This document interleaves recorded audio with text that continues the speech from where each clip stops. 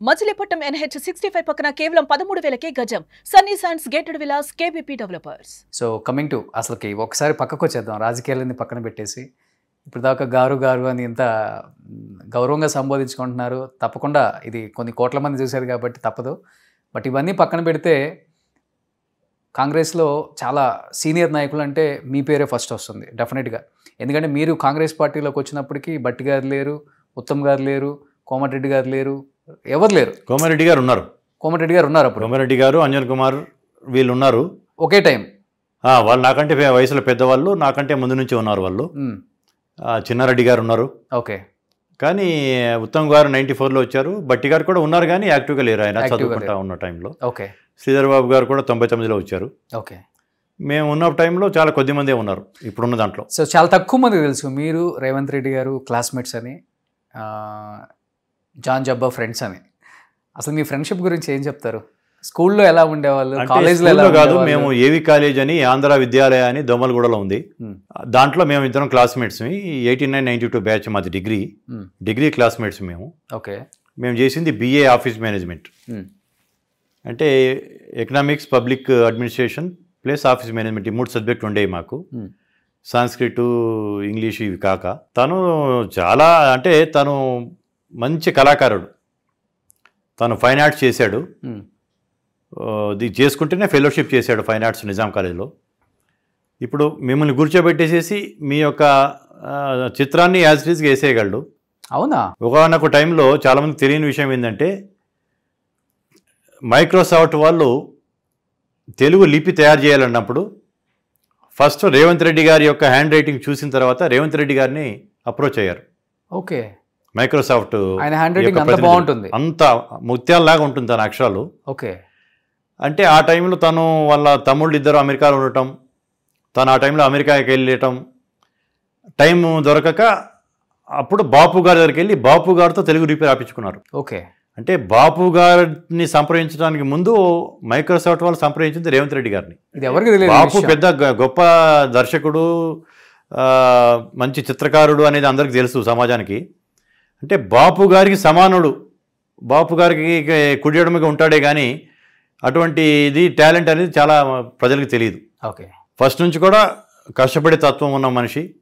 కాలేజీలో మేమందరం కలిసి సరదాగా తిరుగుతుండే వాళ్ళం. కొంచెం మాది కోయెడ్ కాలేజు. మా క్లాస్లో 8 మంది అమ్మాయిలు ఉండేవాళ్ళు, 32 మంది అబ్బాయిలు ఉండేవాళ్ళు, 8 మంది అమ్మాయిలు.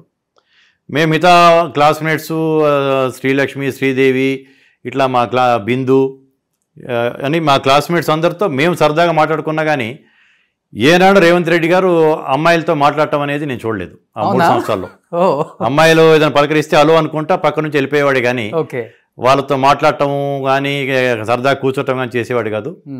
తనకి బాగా పరిచయస్తులతోటే తను ఫ్రీగా మాట్లాడగలడు కానీ అందరితో ఇదిగా ఉండేవాడు కాదు. కొంచెం బిడియంగా ఉండేవాడు, ఎక్కువ అయితే బిడియంగా ఉండేవాడు. తనకి నచ్చిన వాళ్ళతోనే ఓపెన్ అవుతాడు. ఇప్పుడు కూడా రాజకీయాల్లో కూడా తను ఇప్పుడు ముఖ్యమంత్రి, రాష్ట్రానికి ముఖ్యమంత్రి. తనకి బాగా సన్నిహితులతోటే తను సరదాగా ఫ్రీగా ఉంటాడు. మిగతా వాళ్ళతో కూడా గౌరవిస్తాడు అందరికీ. బట్ సన్నిహిత సంబంధాలు ఎవరితో ఉన్నాయో వాళ్ళతో ఎక్కువగా ఇంటిమేసీ వాళ్ళతో పెంచుకుంటాడు. ఓకే.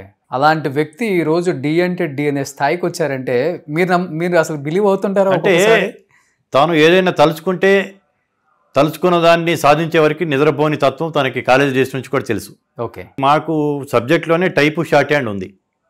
మా ఇన్స్ట్రక్టర్ చెప్పేవాడు సరిగ్గా చేయగాని ఎగ్జామ్స్కి ముందు ఒక 1 మంత్లో తను తపన పడి ఆ షార్ట్ హ్యాండ్ అంతా చేసుకుని తనే చేసేసి రాసి పాస్ అయ్యాడు. ఒకటి పట్టుకుంటే దానికి ఎంతైనా కష్టపడతాడు. ఒక విజన్ ఉంటుంది తనకి. ఆ విజన్ కోసం ఎంతైనా తెగించగలడు, కష్టపడగలడు. ఒకానొక టైంలో 1989-90లో మరి చెన్నారెడ్డి గారిని చూడటం జరిగింది మేము. ఓకే. విద్యార్థి సమస్యల మీద ఇల్లు కలవడం జరిగింది. తర్నాకాలో ఉండేవాడు ఆయన. అప్పుడు ఇప్పుడున్నంత సీఎంస్కి ఉన్నంత హడావుడి కానీ సెక్యూరిటీ కానీ ఇంత హైప్ ఉండేది కాదు, సాధారణంగా ఉండేది. చెన్నారెడ్డి గారిని చూసి వచ్చిన తర్వాత సరదాగా మేము కలిసి వస్తూ ఉంటే ఎప్పటికైనా నేను ముఖ్యమంత్రి అవుతా అని చెప్పేసి అన్నాడు చెన్నారెడ్డి గారితో 1990లో. ఓకే. మేము ఇదిగో ముఖ్యమంత్రి అవుతాడంట అని కొంచెం నవ్వుకున్నాం. కానీ అంటే తనకు అప్పటి నుంచే ఒక విజన్ ఉంది. 2002లో 2001లో జూబ్లీహిల్స్ ఈ సొసైటీకి డైరెక్టర్గా నిలబడి ఎలక్షన్లో గెలవడం జరిగింది. జనరల్గా జూబ్లీహిల్స్ సొసైటీ అనేది majority 60 to 70% are even more than 70% కమ్మ సామాజిక వర్గం వాళ్ళు డామినేట్ చేస్తారు. తనకి అందరితో ఉన్న మంచి సంబంధాలు ఉండటం వల్ల అక్కడ అప్పుడు సొసైటీలో గెలవటం, తర్వాత 2005లో జెడ్పీటీసీ ఇండిపెండెంట్ గెలవటం, 2007లో ఎమ్మెల్సీ ఇండిపెండెంట్ గెలవటం, 2009లో నా క్లాస్మేట్ నా ఫ్రెండ్ కావటం వల్ల నేను రాజశేఖర్ గారికి చెప్పడం జరిగింది. నేను అన్నా అనేవాడిని రాజశేఖర్ గారిని అపాయింట్మెంట్ లేకుండా కలిసి 8 మందిలో నేను ఒకడిని. ఆయన క్యాంప్ ఆఫీస్ కానీ ఇంటికి కానీ సెక్రటరీకి కానీ అపాయింట్మెంట్ అవసరం ఉండేది కదా నాకు. వెళ్ళి ఇట్లా రేవంత్ అప్పుడే ఆయన కౌన్సిల్లో ఎమ్మెల్సీగా ఉండి తను ఒక్కొక్క సబ్జెక్ట్ మీద మాట్లాడటము, తన వాగ్దాటి, తన హోంవర్క్ చేసే ఒక తత్వం చూసి రాజశేఖర్ గారికి నచ్చింది. ఒకసారి ఏంది నీ ఫ్రెండ్ అంట కదా అని చెప్పి అడిగితే అవునన్నా నా క్లాస్మేటు అని తర్వాత రాజశేఖర్ గారు అడిగారు నీ గురించి, రాజశేఖర్ గారిని కలవటానికి వస్తావా అని చెప్పి అడగటం జరిగింది. లేదు కోసం ఈసారి నేను కలిస్తే అది కన్ఫ్యూజ్ అవుద్ది, రూలింగ్ గవర్నమెంట్ ఉంది కాబట్టి నేను వచ్చానని చెప్పేసి అనుకుంటారు, ఏదో సందర్భంలో కలుస్తాను అంటే నాకు గౌరవం ఉంది అని చెప్పేసి అని తను రూలింగ్ కాంగ్రెస్లోకి వచ్చే అవకాశం అలాంటి వాడి ద్వారా ఉన్నా కానీ రూలింగ్ పార్టీ అయిన కాంగ్రెస్లో రాకుండా ప్రతిపక్షంలో ఉన్న టీడీపీలోకి వెళ్ళటం, టీడీపీలో కలిసి టీడీపీ నుంచి పోటీ చేసి ఎమ్మెల్యే గెలవడం జరిగింది 2009లో. ఓకే, అంటే పవర్ కోసం పరిగెత్తడం అనేది కాకుండా తను తన యొక్క శక్తి మేరకు ఆపోజిషన్లో పనిచేసి ఆపోజిషన్ని పైకి తీసుకురావాలి అనే తత్వం ఆ రోజే ఉంది. సహజంగా 190 మంది ఏమనుకుంటుంటారంటే రూలింగ్ గవర్నమెంట్లో వెళ్తే రూలింగ్ పార్టీలో ఉంటే సుఖంగా ఉండగలమా అనుకుంటారు. తాను ఫైటింగ్ స్పిరిట్ ఉన్నవాడు కావటం వల్ల ఆపోజిషన్లోకి వెళ్ళి టీడీపీలోకి వెళ్ళి కలిసి ఆ రోజు కావాలనుకుంటే నేను రాజశేఖర్ గారికి దగ్గరికి తీసుకెళ్ళేవాడిని, ఎమ్మెల్యే టికెట్ ఎక్కడో ఇచ్చేవాడు, కాంగ్రెస్ నుంచి గెలిచి ఉండేవాడు 2009లోనే. అసలు అప్పుడు ఎమ్మెల్సీ ఎప్పుడు కలిసినా మినిస్ట్రీ ఇచ్చేస్తారు కదా. ఒకవేళ అంటే మినిషి రెడ్డి అప్పటికి చాలా మంది ఉన్నా కానీ మినిస్ట్రీ లేకపోయినా కానీ తనకి ఎమ్మెల్యే టికెట్ వచ్చేవాడు, తర్వాత ఇంకోసారికి అక్కడే వచ్చేది.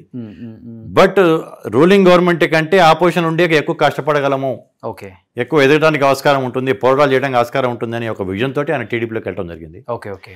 ఆ తర్వాత కూడా రూలింగ్ బీజేపీ, సెంట్రల్లో రూలింగ్ ఉన్న బీజేపీ, ఇక్కడ ఉన్న టీఆర్ఎస్ వాళ్ళు కూడా తనకి చాలా ఆఫర్స్ ఇచ్చారు కూడా.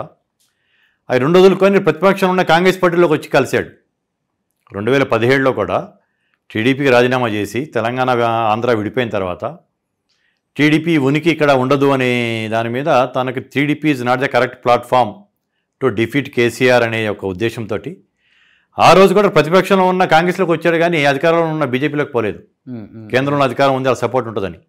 తనకి ఎప్పుడు పోరాటం చేయడం అనేది ఇష్టం కాబట్టి ఆ రోజు నేను చెప్పినవన్నీ మీరు కనుక ఇది చేసుకుంటే తన యొక్క మనస్తత్వం అంటే మీకు చాలా అర్థమవుతుంది. అంటే ఇప్పుడు మీరు చెప్పినవన్నీ వింటుంటే ఇప్పుడు మరి చాలామంది అంటే ప్రతిపక్షాలు ఆయన గురించి మాట్లాడే మాటలు వింటుంటే, అంటే పదవి కోసం, ఎస్పెషల్లీ పదవి కోసం ఎంతటి నీచానికైనా దిగజారిపోతాడు అనే మాటలు వింటున్నప్పుడు మీరు చెప్పేదానికి అసలు పొంతం లేదు. అందుకని నేను ఇంత విపులీకరంగా మీతో మాట్లాడితే ఇంతకుముందు ఏ మీడియాలో ఇటువంటిది మాట్లాడలేదు.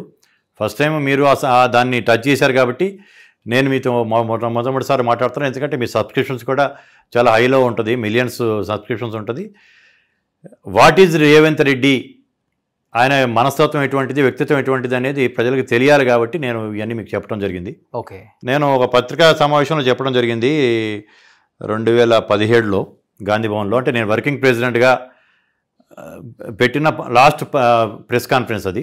చెన్నారెడ్డి రాజశేఖర రెడ్డి గారికి టైంలో కల్పించినంత జోష్ కనిపిస్తుంది ఇప్పుడు కాంగ్రెస్ పార్టీలో అని చెప్పడం జరిగింది. పత్రికలు కూడా బాగా కవరేజ్ చేశాయి. ఓకే, ఎందుకు వాళ్ళిద్దరు పేరును తలిచానంటే పివి నరసింహరావు గారు కావచ్చు, ఆయన మధ్యలో ముఖ్యమంత్రి అయ్యారు కానీ ఎలక్షన్లో లేదు, బ్రహ్మానంద రెడ్డి గారు, ఇటువంటి నాయకులు కాంగ్రెస్ పార్టీ అధికారంలో ఉన్నప్పుడు అధికారం నుంచి అధికారంలోకి తీసుకొచ్చిన నాయకులు ఉన్నారు, పెద్ద నాయకులు చాలామంది. కానీ కాంగ్రెస్ పార్టీ అధికారం కోల్పోయి ప్రతిపక్షంలో ఉన్నప్పుడు అధికారం తెచ్చిన నాయకులు ఇప్పుడు దాకా ఇద్దరు ఇంతకుముందు. ఓకే, 1983 to 89 ఎన్టీ రామారావు గారి పరిపాలనని గద్దెదించి అధికారంకి తెచ్చింది ఆ రోజు పీసీసీ ప్రెసిడెంట్గా మరి చెన్నారెడ్డి గారు. అలాగే 94 to 2004 10 years అధికారంలో ఉన్న చంద్రబాబు నాయుడు గారు, ఎన్టీ రామారావు గారి ప్రభుత్వాలని, చంద్రబాబు నాయుడు గారిని గద్దెదించి ఆ రోజు ప్రభుత్వాన్ని తీసుకొచ్చింది ఆ రోజు సిఎల్పీ లీడర్గా ఉన్న రాజశేఖర రెడ్డి గారు. అలాగే 2014 నుంచి 24 వరకు అధికారంలో ఉన్న బీఆర్ఎస్ని గద్దెదించింది పీసీసీ ప్రెసిడెంట్గా రేవంత్ రెడ్డి గారు. ఓకే, కాబట్టి రేవంత్ రెడ్డి గారిని వాళ్ళిద్దరితో పోల్చడం జరిగింది. ఎందుకు పోల్చానంటే అధికారంలో ఉన్నప్పుడు అధికారం చేయడం వేరే, అధికారం కోల్పోయిన టైంలో అధికారం తీసుకురావడం అనేది వీళ్ళు ముగ్గురే చేసింది ఇప్పుడు దాకా తెలుగు రాష్ట్రాల్లో చరిత్రలో. కాబట్టి వాళ్ళిద్దరు సరసన ఆయనని మనం చూడాలనేట్టుగా నేను మాట్లాడడం జరిగింది.